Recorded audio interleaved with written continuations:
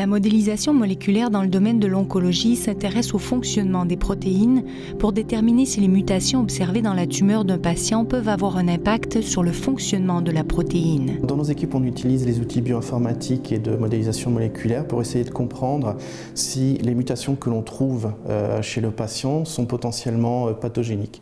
Il faut savoir que les cellules cancéreuses sont relativement instables sur le plan génétique, donc on va y trouver beaucoup de mutations. Certaines de ces mutations peuvent être ce qu'on appelle passagers, c'est-à-dire qu'elles n'ont aucune influence sur le comportement de la cellule. D'autres mutations sont par contre, elles, pathogéniques, oncogéniques, elles provoquent la maladie.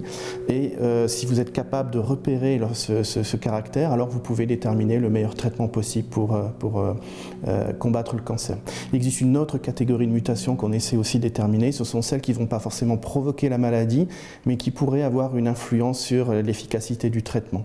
Donc dans ce cas-là, si on est capable de déterminer qu'une mutation fait partie de cette catégorie, on peut aussi orienter le traitement vers quelque chose qui va échapper à cette mutation. Voilà. Donc vous avez une première mutation ici. Donc ça, c'est un acide aminé qu'on appelle cystéine, qui en l'occurrence chez ce patient est remplacé par une sérine. Et ici, vous avez un autre acide aminé qui est une proline et qui chez ce patient était remplacé par une arginine, qui est un résidu qui est beaucoup plus grand et qui a des propriétés physiques très différentes, le tout faisant basculer en fait cette hélice dans la conformation active. Les logiciels de visualisation sont utilisés pour comprendre l'agencement des acides aminés qui composent la protéine. Lorsque la mutation touche une protéine qui est actionnable, on pourra revenir là-dessus, et qui est une mutation dont on ignore l'effet, alors ces mutations-là sont communiquées à nos groupes et on utilise nos outils pour tenter des prédictions.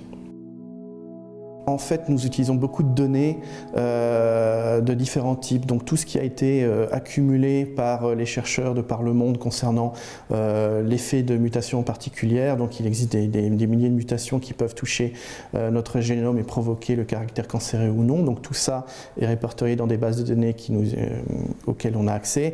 On dispose aussi de plusieurs dizaines de milliers de structures de protéines, donc à l'échelle atomique, qui nous permettent d'utiliser nos outils de modélisation moléculaire pour déterminer le rôle des mutations dans le caractère cancéreux des cellules. Donc voilà, c'est tout un ensemble de données qui a été collecté dans différents groupes de recherche dans le monde, qui sont répertoriés dans des bases accessibles à nous, qui nous permettent de faire notre travail de façon efficace. Puis la modélisation moléculaire peut aussi prédire la réponse à un traitement, s'il sera efficace ou non.